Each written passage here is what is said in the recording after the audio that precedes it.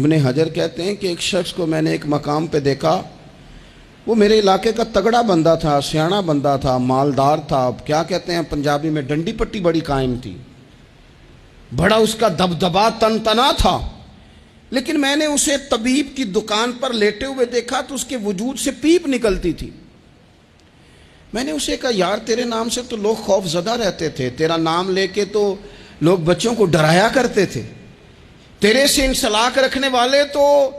بازاروں میں گردنیں اونچی کر کے چلتے، تجھے کیا ہوا؟ تو کہنے لگا بس جب خدا کا حکم آیا،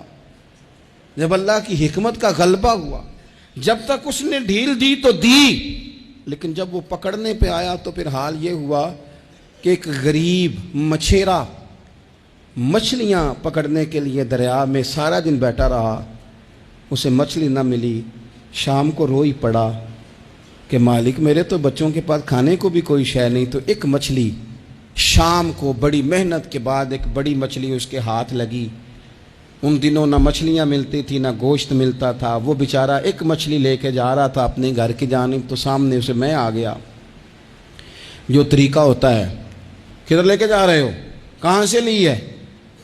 تو کہتے اس نے کہا صاحب مجھے پتہ ہے آپ مجھ سے چھین لیں گے، لیکن میرے بچے صبح سے بھوکے ہیں، یہی میرا روزگار ہے، آج مجھے کچھ نہیں میسر آیا، میں نے اس مچھلی کو لیا ہے، مجھے تو بیچنے کو بھی کچھ نہیں ملا، پتہ نہیں مجھے پکانی کس طرح ہے، تو یہ ایک مچھلی میرے بچوں کی خوراک بنے گی، کل لوٹ لینا، پرسوں لوٹ لینا، تمہارا تو کام ہی لوٹنا ہے، چلو کچھ دن کے لیے ہاتھ روک لو۔ کہتے ہیں اس نے جب یہ کہا تو میں نے ایک تھپڑ مارا اور اس آدمی سے مچھلی چھین کر میں نے اسے پکڑ کے گھر لا رہا تھا، میں اس مچھلی نے،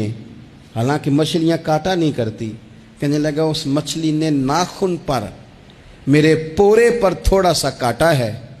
اور میں نے کہا کوئی بات نہیں، مچھلی ذرا بڑی تھی، اس نے کاٹ لیا، میں نے تھوڑی سی پٹی باندھی اور گھر والوں کو کہا مچھلی پکا دیں، انہوں نے پکائی کھائی، کچھ پتہ ہی نہیں تھا، 2-4 دن گزرے ہیں تو زخم آگے بڑھنے لگا ہے،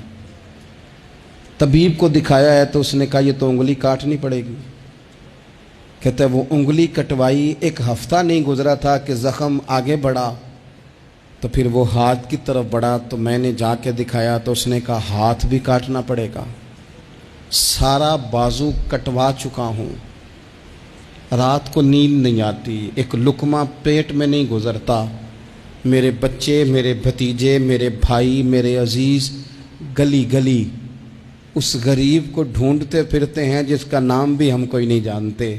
تھک گئے تلاش کر کر کے، خدا جانے